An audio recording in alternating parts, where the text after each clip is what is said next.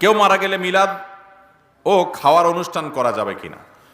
ভাইরা, মানুষ মারা যাওয়ার পর মৃত ব্যক্তির জন্য দোয়া করতে হবে।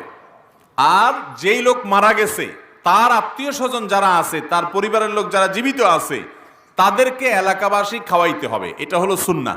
নবী করিম সাল্লাল্লাহু আলাইহি সাল্লাম নির্দেশ করেছেন, তোমরা অমুকের জন্য, তার পরিবারের জন্য খাবারের ব্যবস্থা করো, কারণ তারা প্রিয়জন হারিয়ে মন খারাপ, তাদের রান্নাবাড়া করার মতো মানসিকতা নাই। এই জন্য যে মারা গেছে তার পরিবারের লোক যারা জীবিত আছে তাদেরকে বরং এলাকাবাসী খাওয়াইতে হবে। এটা হলো কি সুন্নাত। আমাদের দেশে খাওয়ায়, সব এলাকায় খাওয়ায়, একটু হলো একদিন দুই দিন দুই চার বেলা হইলো খানা পাঠায়। যে বেচারা মরে গেছে আশেপাশ থেকে অন্যান্য ঘরের লোকেরা, প্রতিবেশীরা খাবার পাঠায়।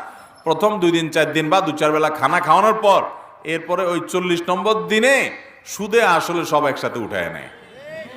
ঠিক না?